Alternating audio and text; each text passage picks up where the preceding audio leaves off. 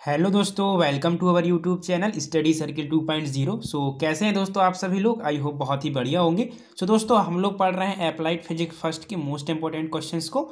आज हमारा दोस्तों तीसरा चैप्टर रहेगा। ठीक है, हमने 2 चैप्टर जो है पढ़ लिए हैं, उन पर हमने ये भी देख लिया कि कौन कौन से ऐसे इंपॉर्टेंट क्वेश्चन हैं जो हमारे एग्जाम में पूछे जाते हैं। ठीक है, लेकिन अभी जो हमने 2 चैप्टर पढ़े हैं उनमें जो हमने आपको क्वेश्चन बताए हैं, क्या उस टाइप के क्वेश्चन आते हैं, ये आप कैसे बिलीव करेंगे? ठीक है, तो मैं अभी क्या कर रहा हूँ, आपको 5 से 10 मिनट लेकर के आपको 2 से 3 पेपर का एनालिसिस करा देता हूँ अप्लाइड फिजिक्स का, और बता देता हूँ कि जो हमने 2 चैप्टर पढ़े हैं उन क्वेश्चंस का क्या वेटेज रहा है जो मैंने आपको बताए हुए हैं। ठीक है, तो आप देखेंगे दोस्तों, तो एक पेपर मेरे पास ये है। ठीक है, और ये प्रीवियस ईयर पेपर ही है, बट जो जिनकी बैक लगी थी उनका ये पेपर हुआ था। ठीक है, तो पहले आप इसका एनालिसिस करिए और देखिए कि जो हमने अभी चैप्टर्स पढ़े हुए हैं उनका क्या वेटेज यहाँ पे रह रहा है। ठीक है, तो दोस्तों अगर आप देखेंगे यहाँ पे जो क्वेश्चन आपका 1 दिया था, उसमें जो पहला क्वेश्चन दिया था उसमें बोला है आयतन प्रत्यास्थता गुणांक के बीमीय सूत्र को लिखिए। यानी कि मैंने आपको बताया था कि आपका बीमा भी एग्जाम में पूछ लिया जाता है। ठीक है, तो 1 नंबर में देख लीजिए यहाँ पर ये भी पूछा गया था,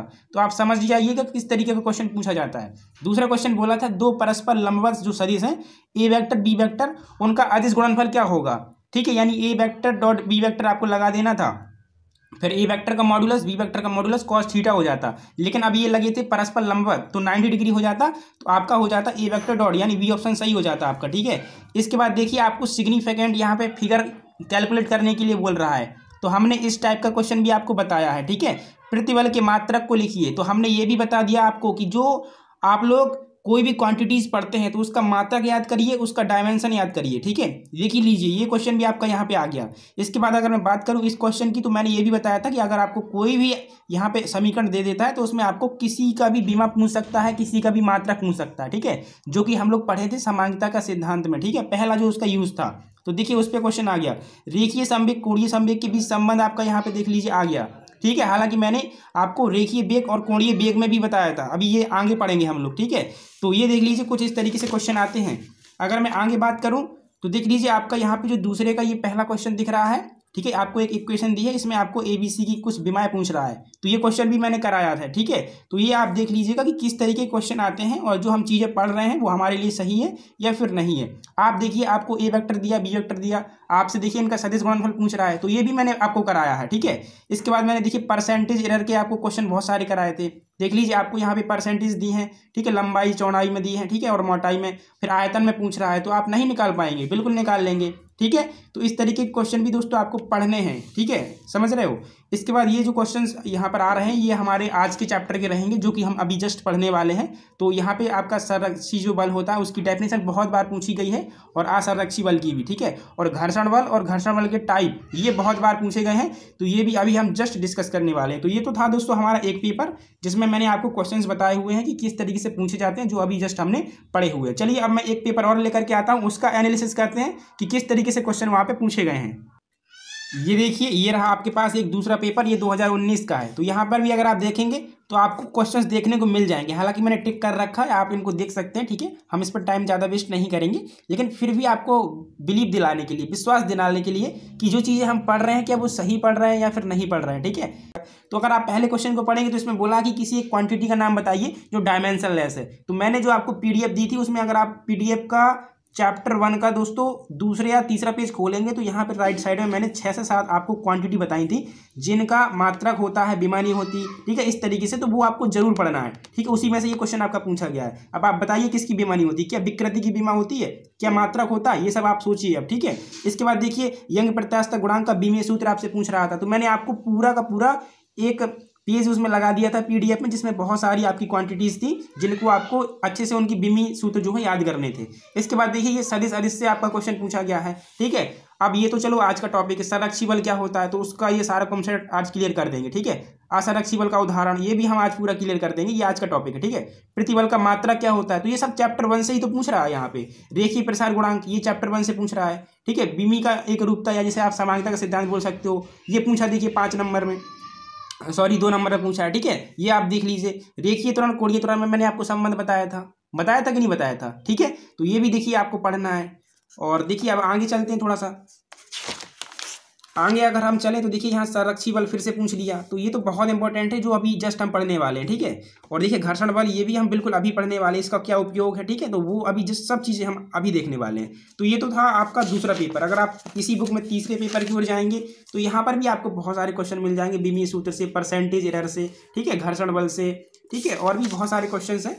तो आप देख लीजिएगा इनको, ठीक है। बस मैंने इसलिए दिखा दिया कि थोड़ा सा आप लोगों को एक विश्वास आ जाए कि हाँ जो चीज़ें पढ़ रहे हैं सही है, ठीक है। तो बीमी विश्लेषण की सीमाएं देखिए मैंने आपको बताई थी, वो भी आपको पढ़ लेना है, ठीक है दोस्तों। चलिए तो ये स्किप कर दें फिलहाल। अब जो हमारा तीसरा चैप्टर है उसको हम पढ़ेंगे डिटेल में, उसमें क्या क्या क्वेश्चंस जो हैं हमारे पूछे जाते हैं जो एग्जाम पर्पज से इंपॉर्टेंट रहेंगे। हालांकि मैंने डिटेल सिलेबस करा रखा है, ठीक है, उसमें कोई डाउट नहीं रहना चाहिए आपको, ठीक है। डिटेल पढ़ना है तो आप पहले ही पढ़ चुके होंगे, लेकिन अब हम वो पढ़ रहे हैं कि क्या हमारे एग्जाम में आ सकता है, ठीक है। चलिए दोस्तों, चलिए तो दोस्तों यहाँ पे रहा आपका chapter 3 work power and energy, यानी कि कार्य, फिर इसके बाद हो जाएगा शक्ति एंड ऊर्जा, ठीक है।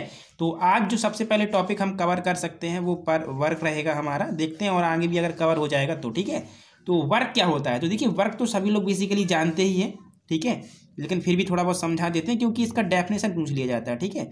तो जैसे सपोज करिए ये कोई बॉडी थी जिसका मास हमारा m था और इस पर हमने कोई फोर्स अप्लाई किया, ठीक है, और फोर्स अप्लाई करने के बाद इसको हमने क्या कर दिया, डिस्प्लेस कर दिया, यानी विस्थापित कर दिया इसको यहाँ से यहाँ तक, ठीक है। और सपोज करके ये हमने x दूरी इसको डिस्प्लेस कर दिया, ठीक है। तो हमने जो वर्क करा वो क्या होगा, ठीक है ना। तो पहले तो वर्क को हम लिखते हैं दोस्तों W से, ठीक है, W से वर्क हो जाएगा।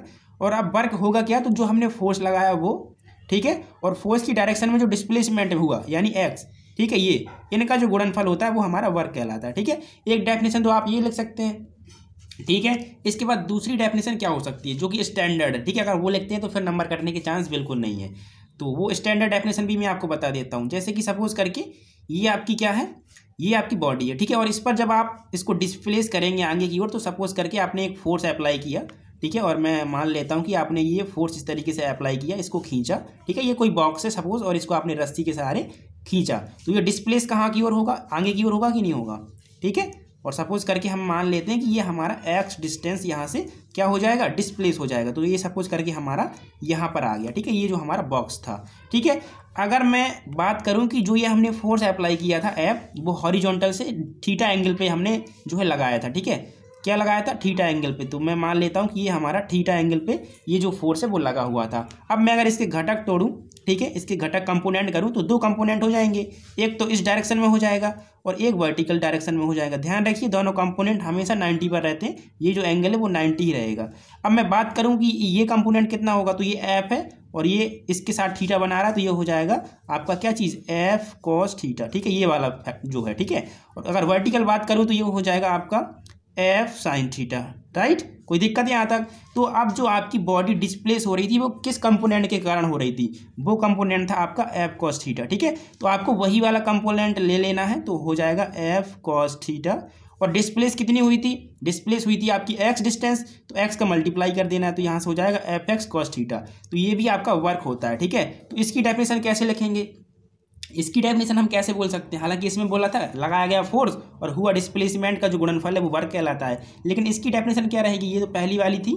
और दूसरी वाली अगर हम बात करें तो इसको कैसे डिफाइन कर सकते हैं, इसमें हम दोस्तों कर सकते हैं कि जो हमने फोर्स अप्लाई किया था और फोर्स के द्वारा जो डिस्प्लेसमेंट हुआ यानी कि एक्स, वो हम ले लेंगे, ठीक है। और जिस डायरेक्शन में डिस्प्लेसमेंट हुआ उस डायरेक्शन में जो हमारा कंपोनेंट था उसको भी अगर हम मल्टीप्लाई कर दें तो हमारा क्या आ जाएगा, वर्क आ जाएगा, ठीक है। अभी मैं थ्योरी शो कर दूंगा तो आप थ्योरी लिख लीजिएगा, मेन फोकस मेरा अभी समझाने पर है, ठीक है। चलिए तो फिलहाल आपको ये समझ में आ गया होगा कि ये कितना आ जाएगा, एफ एक्स कॉस थीटा। हालांकि अगर आप इसको एस मान रहे हैं डिस्टेंस को, तो फिर ये एफ एस कॉस थीटा भी आप लिख सकते हो वर्क को, ठीक है। तो ये फॉर्मूला आपके पास यहाँ पे आ जाएगा। अभी हम यूनिट, ठीक है, डायमेंशन, सब चीज़ों के बारे में बात करेंगे, ठीक है। तो आप इसको ऐसा लिख सकते हैं, लेकिन दोस्तों क्या आप इसको ऐसा लिख सकते हैं, F vector dot S vector, बताइए ऐसा लिख सकते हैं आप लोग, बिल्कुल लिख सकते हैं, क्योंकि मैंने आपको पढ़ाया है कि ए वेक्टर डॉट जो बी वेक्टर होता है यानी अदिश गुणनफल, वो क्या होता है, ए वेक्टर का मॉड्यूलस फिर बी वेक्टर का मॉड्यूलस कॉस थीटा, रहता है कि नहीं रहता।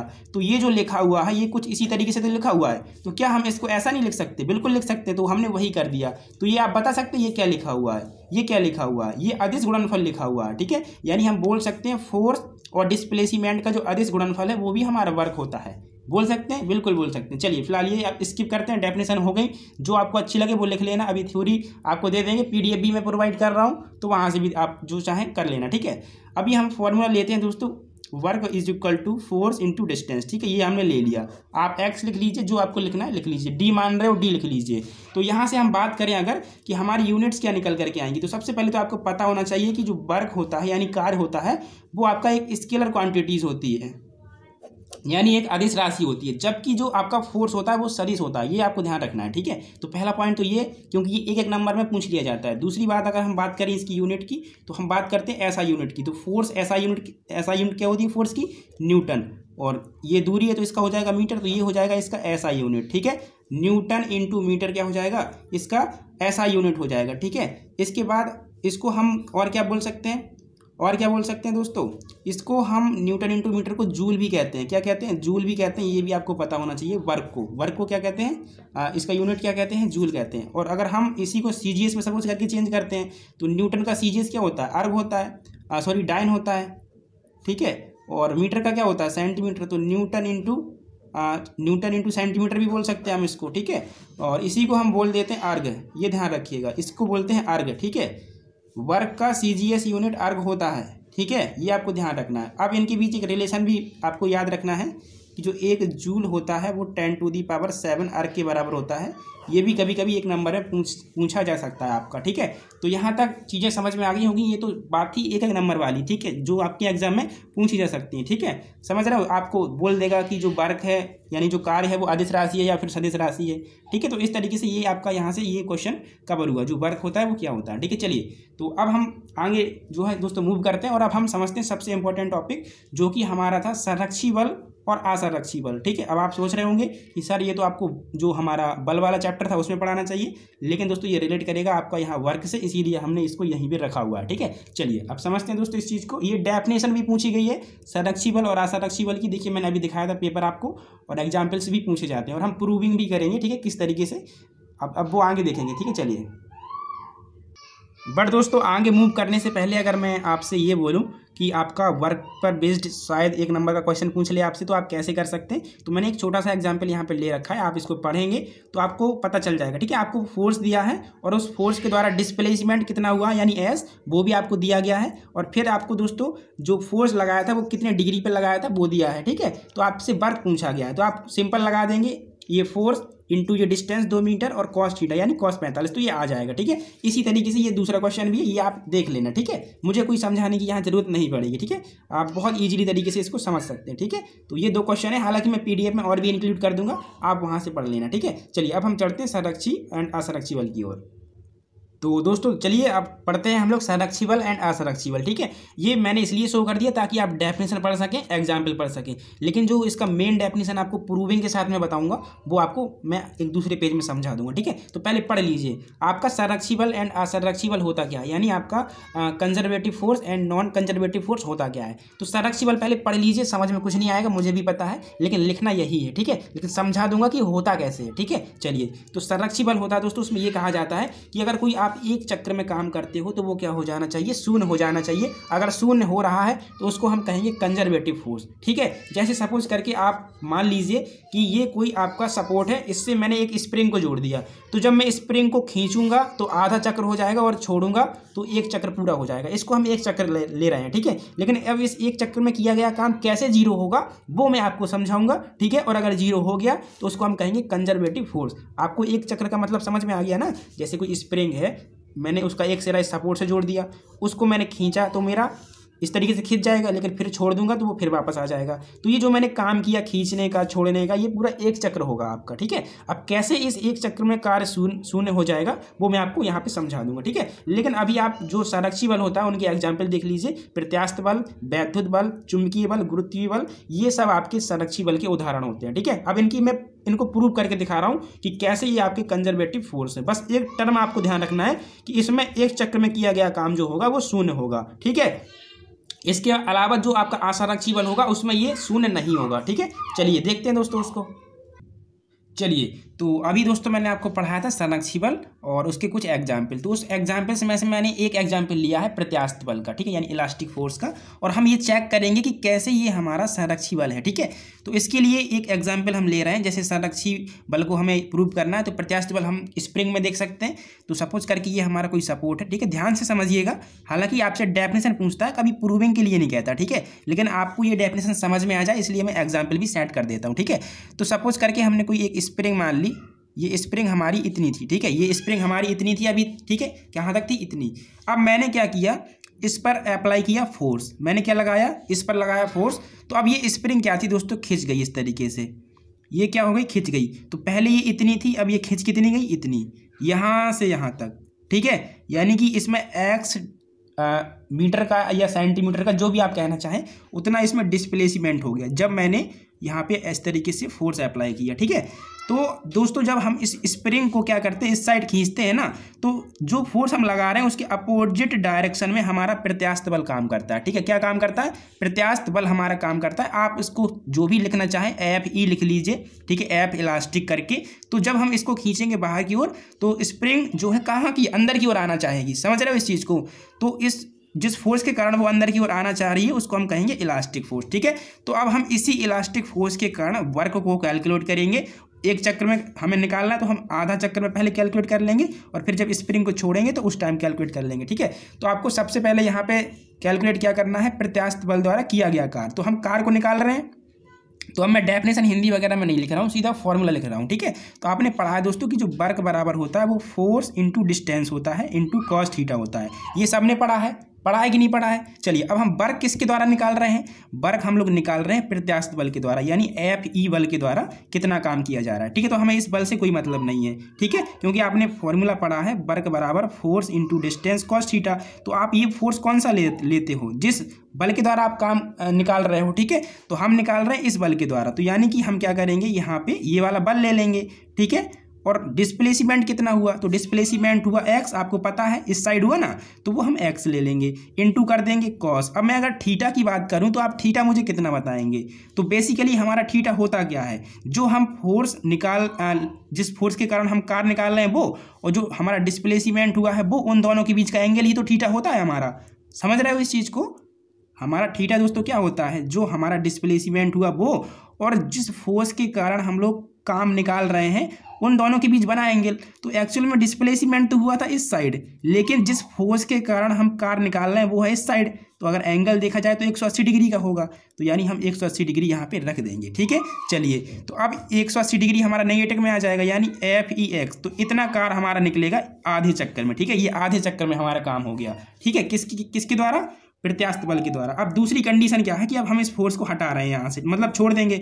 जब छोड़ देंगे तो ये स्प्रिंग क्या करेगी, फिर से अपनी ओरिजिनल कंडीशन में आ जाएगी, यानी यहाँ तक, ठीक है। तो अब हम फिर से जो हमारा प्रत्यास्थ बल है उसके द्वारा हम कार्य निकालेंगे। तो प्रत्यास्थ बल हमारा क्या हो जाएगा, F into D cos theta, ये तो हमने फॉर्मूला पढ़ा है, ठीक है। तो अब हम किस फोर्स के कारण निकाल रहे हैं, प्रत्यास्थ बल के द्वारा, क्योंकि अंदर की ओर ये बल काम कर रहा होगा, खींच रहा होगा इसको, ठीक है। हम अंदर की ओर इस साइड दिखा रहे हैं एरो, ठीक है, ऐसे।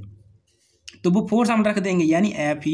अब डिस्प्लेसमेंट कितना था, एक्स, तो वो हम एक्स रख देंगे, कॉस कर देंगे और थीटा। अब आपको मुझे बताना है कि जो थीटा है वो कितना होगा। तो अब अगर आप देखेंगे कंडीशन जो थी हमारी स्प्रिंग की वो यहाँ तक थी, लेकिन अब स्प्रिंग हमारी इस साइड आ रही है, तो डिस्प्लेसमेंट किस साइड हो रहा है, डिस्प्लेसमेंट कितना हो रहा है, एक्स हो रहा है ये वाला, और इस साइड हो रहा है। मतलब स्प्रिंग को ओरिजिनल कंडीशन में आने के लिए कितना दूरी चलना पड़ेगा, एक्स चलना पड़ेगा, और किस साइड चलना पड़ेगा, इस साइड। तो ये एक्स आ जाएगा यहाँ पे, ठीक है, और डिस्प्लेसमेंट हो गया इस साइड, और जिस फोर्स के कारण हम लोग वर्क निकाल रहे हैं वो भी तो इसी साइड लगा है। तो यानी इस बार डिस्प्लेसमेंट यानी विस्थापन की भी दिशा वही है, जो फोर्स लग रहा है उसकी भी दिशा वही है। तो यानी कि थीटा 0 हो जाएगा, सिंपल है। तो यानी कि अब cos 0 का मान 1 हो जाएगा, तो ये हो जाएगा केवल और केवल एफ ई एक्स। ये हमारा वर्क निकलेगा। ये हमारा दूसरा आधा चक्कर है।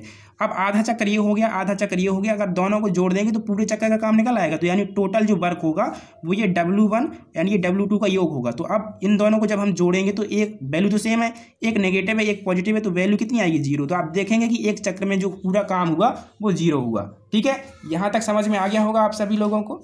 ठीक है, कोई दिक्कत हुई यहाँ तक तो सारी चीज़ें समझ में आ गई ना। तो यही मतलब होता है कि संरक्षी बल जो रहेगा उसमें एक चक्र में किया गया काम आपका जीरो होता है। ठीक है, तो समझ में आ गया। हमने पहले स्प्रिंग को खींचा था इस साइड, तो डिस्प्लेसमेंट भी उसी साइड हुआ था, बट जिस फोर्स के कारण हम लोग काम निकाल रहे थे वो हमारा इस साइड लगा था, तो 180 आ गया। ठीक है, जिस फोर्स के कारण निकाल रहे थे वो फोर्स हमने रख दिया, जो डिस्प्लेसमेंट हुआ वो हमने रख दिया।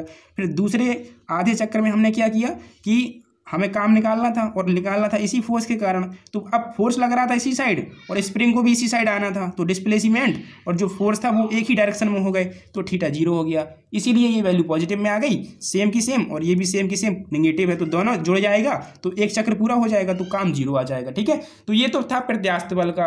अब इसी तरीके से मैंने एग्जाम्पल बताए थे वैद्युत बल, चुंबकीय बल, गुरुत्वीय बल, तो अगर आप उनको भी देखेंगे ना तो वो भी इसी तरीके से आपके आएंगे। ठीक है, क्या आएंगे, वो भी इसी तरीके से दोस्तों आपके आएंगे, तो वो मैं आपको नोट्स में समझा देता हूँ। आपको ये समझ में आ गया होगा। ठीक है, समझ में आ गया ना, तो वो भी आपको तीनों समझ में आ जाएंगे। चलिए ठीक है दोस्तों, तो आपका एक एग्जाम्पल क्लियर हो गया। अब वैद्युत बल, चुंबकीय बल, गुरुत्वीय बल, इनमें से कोई एक समझ लीजिए, आप फिर इनको खुद से करके देखना। ठीक है, तो मैं गुरुत्वीय बल को डिफाइन करता हूँ कि कैसे गुरुत्वीय बल भी आपका संरक्षी बल है। तो गुरुत्वीय बल का मैंने एक एग्जाम्पल लिया है। ठीक है, कोई हमारी बॉडी थी जो कि m द्रव्यमान की थी, पहले हमारी इस ए पॉइंट पे थी। ठीक है, कहाँ पे थी, ए पॉइंट पे। जब ए पॉइंट पे होगी तो इसका भार mg नीचे की ओर काम करेगा, जिसको हम गुरुत्वीय बल कह रहे हैं। ठीक है, अब जब मैं क्या कर रहा हूँ, इस बॉडी को इस पॉइंट ए से इस पॉइंट बी पे ले रहा हूँ, मतलब x दूरी इसको उठा रहा हूँ। ठीक है, x दूरी में इसको उठा रहा हूँ, मतलब इसमें डिस्प्लेसमेंट हो रहा है कुछ ना कुछ। ठीक है, तो अब जो गुरुत्वीय बल है उसके द्वारा काम कितना किया जाएगा, तो आप कहेंगे गुरुत्वीय बल को ले लीजिए, यानी फोर्स को ले लीजिए। ठीक है, क्योंकि गुरुत्वीय बल के कारण ही तो निकालना है, और डिस्प्लेसमेंट ले लीजिए, तो डिस्प्लेसमेंट कितना हुआ x।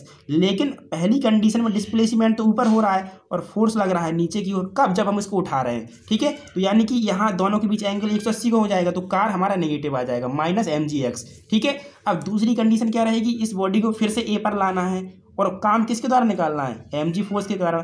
तो mg फोर्स तो नीचे की ओर ही लगा है और बॉडी भी अब नीचे की ओर ही आ रही है, तो कितना आना पड़ेगा ताकि वो ए पे आ जाए, x दूरी, यानी x डिस्प्लेसमेंट भी नीचे की ओर, ये mg फोर्स भी नीचे की ओर, तो अब थीटा जीरो हो जाएगा। तो वही हमने यहाँ पे कर दिया कि जीरो हमने रख दिया, तो यहाँ पे आपका प्लस का mgx आ गया और यहाँ पे माइनस का mgx आ गया। अब दोनों को जोड़ देंगे तो एक चक्र का पूरा काम आ जाएगा, तो ये जीरो आ गया। इसी तरीके से आप गुरुत्वीय बल, चुंबकीय बल सबका निकाल सकते हो। ठीक है, तो ये समझ में आ गया, कोई दिक्कत है यहाँ तक। चलिए, तो ये आपका संरक्षी बल खत्म हो गया। अब मैं चलता हूँ असंरक्षी बल की ओर और उसमें हम देखेंगे कि कैसे काम जीरो नहीं होगा। ठीक है, ये जस्ट उसका उल्टा होता है, संरक्षी बल में काम जीरो होता है एक चक्र में, असंरक्षी बल में नहीं होता है।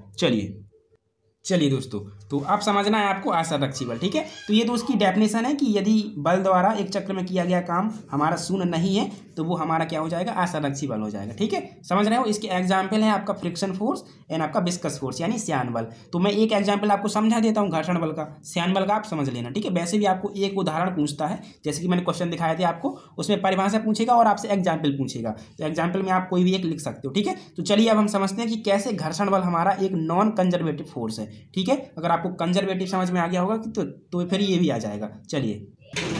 चलिए दोस्तों, तो अब हमारा सेकंड है नॉन कंजर्वेटिव फोर्स, यानी कि इसमें हमने एग्जाम्पल के रूप में फ्रिक्शन फोर्स को ले लिया है। ठीक है, अब हम चेक करेंगे कि कैसे जो हमारा फ्रिक्शन फोर्स है वो हमारा एक नॉन कंजर्वेटिव फोर्स है। ठीक है, तो इसके लिए मैंने एक एग्जाम्पल सेट करना है। देखिए मैं एग्जाम्पल क्या सेट कर रहा हूँ, मैंने देखिए कोई बॉडी मान ली। ठीक है, ये m द्रव्यमान की बॉडी थी, जिस पर मैंने क्या किया, यहाँ पे F फोर्स अप्लाई किया और इसको मैंने यहाँ से x दूरी डिस्प्लेस कर दिया। ठीक है, तो ये बॉडी हमारी क्या हो जाएगी, यहाँ पे आ जाएगी। ठीक है, ये m डिस्टेंस यहाँ पे आ जाएगी। तो अब हम निकालेंगे कि कैसे फ्रिक्शन फोर्स के द्वारा किया गया कार्य हमारा जीरो नहीं होगा। चलिए चेक करते हैं। तो पहले आधे चक्र में हम चेक करेंगे, फिर हम दूसरे आधे चक्र में चेक करेंगे। तो आधा चक्र पता है कैसे कंप्लीट होगा, जब आप इसको ए पॉइंट से बी पर लाएंगे तो आधा चक्र हो जाएगा, और बी से फिर ए पर लाओगे तो आपका आधा चक्र और, तो पूरा एक चक्र हो जाएगा। चलिए, तो पहले हम चेक करते हैं कि जब हम ए पॉइंट से बी पॉइंट पर लाए थे तो फ्रिक्शन फोर्स के द्वारा कितना काम किया गया। ठीक है, तो अब पहले मुझे ये बताइए, जब हम बॉडी एम को यहाँ पे ला रहे होंगे तो हमें जो फोर्स लगाना था किस डायरेक्शन में लगाना था, इस डायरेक्शन में, तो हमने लगाया। लेकिन अगर मैं पूछूं कि फ्रिक्शन फोर्स कहाँ लग रहा होगा, तो आप कहेंगे कि सर ये जो बॉडी है और ये जो सरफेस है इसकी यहाँ पे लग रहा होगा और इस डायरेक्शन में लग रहा होगा। ठीक है, जब आप इसको खींचेंगे इस साइड तो फ्रिक्शन फोर्स लगेगा इस साइड। ठीक है, तो फ्रिक्शन फोर्स को आप कुछ भी मान लीजिए, सपोज करके जो भी आपको मानना हो, मैं इसको एफ के मान लेता हूँ। ठीक है, तो अब हम निकालते हैं इसके द्वारा किया गया कार्य। तो आपने कार्य पढ़ा है force into displacement cos theta, पढ़ा है कि नहीं पढ़ा है। ठीक है, अब हम किसके द्वारा काम निकाल रहे हैं, फ्रिक्शन फोर्स के द्वारा। तो फोर्स कौन सा आ जाएगा, फ्रिक्शन वाला। डिस्प्लेसमेंट कितना हुआ यहाँ से यहाँ तक x दूरी, तो x कर देंगे, cos थीटा कर देंगे, ठीक है। लेकिन थीटा की वैल्यू कितनी आएगी, पहले तो ये जानो कि थीटा होता क्या है। थीटा होता है जिस फोर्स के कारण हम लोग काम निकाल रहे हैं वो, और जो डिस्प्लेसमेंट हुआ है किस डायरेक्शन में हुआ है, उन दोनों के बीच हमारा बना हुआ एंगल। तो फ्रिक्शन फोर्स लग रहा है इस डायरेक्शन में जब हम बॉडी को यहाँ से यहाँ ला रहे थे, और डिस्प्लेसमेंट हुआ है इस डायरेक्शन में x, तो एंगल कितना बनेगा 180 का, तो हमने 180 कर दिया। तो यानी जो वैल्यू आएगी वो आएगी -f(k(x), ये हमारा आ जाएगा आधे चक्कर में, ठीक है, जब हम बॉडी को ए पॉइंट से बी पॉइंट पे ले गए थे, ठीक है। चलिए अब हम इसका आधा चक्र और कंप्लीट कर लेते हैं, यानी बी से फिर बॉडी को ए पर लाते हैं।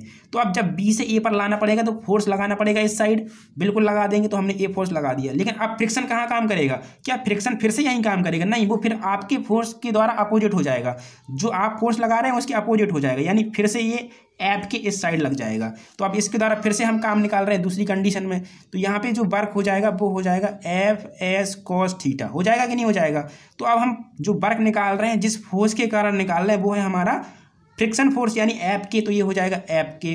डिस्प्लेसमेंट कितना करना पड़ेगा ताकि ये यहाँ पे आ जाए, x डिस्प्लेसमेंट, तो x ये ले लेंगे, cos ले लेंगे। अब थीटा क्या हो जाएगा, थीटा हो जाएगा जिस फोर्स के कारण हम लोग कार्य निकाल रहे हैं वो, ठीक है, और इसके साथ ही साथ जो डिस्प्लेसमेंट है, तो डिस्प्लेसमेंट अब हमें इस साइड करना है, ठीक है, क्योंकि हमें बी से ए तक लाना है, तो डिस्प्लेसमेंट इस साइड हो जाएगा ये x, तो फिर भी तो 180 बन रहा है यहाँ पे।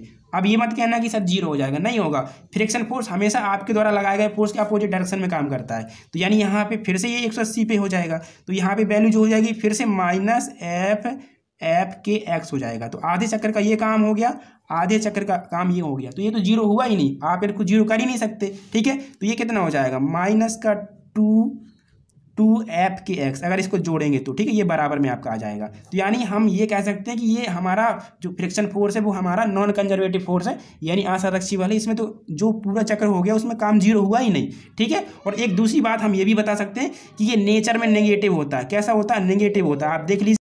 तो बुक में मैंने एक क्वेश्चन अभी दिखाया था आपको, जिसमें उसमें बोला था असंरक्षी बल जो होता है वो गुण में कैसा होता है, तो नेगेटिव, ऐसे कुछ था क्वेश्चन, आप देख लेना, ठीक है। वीडियो में स्टार्टिंग में मैंने बताया था, जो मैं आपको दूसरा पेपर बता रहा था उसमें, ठीक है। तो आई होप ये आपको समझ में आ गया होगा। तो दोस्तों आज मैं इतना ही रखता हूँ, ठीक है, और एक आपका अगला वीडियो आएगा तो उसमें मैं फ्रिक्शन से लेकर के जो बाकी बचा हुआ चैप्टर होगा वो पूरा का पूरा फिनिश कर दूंगा। तो ये आपको लेक्चर कैसा लगा ये मुझे जरूर बताइए, अगर पसंद आए तो लाइक जरूर किया करें, ठीक है, और थोड़ा कमेंट भी कर दिया करें ताकि थोड़ा सा मोटिवेशन मिले, और आप लोग अधिक से अधिक दोस्तों को शेयर करें प्लीज़ करके, ठीक है, थोड़ा सा और मोटिवेशन मिलेगा तो हम जो है वीडियो और जल्दी से जल्दी आपको प्रोवाइड करेंगे। Thank you.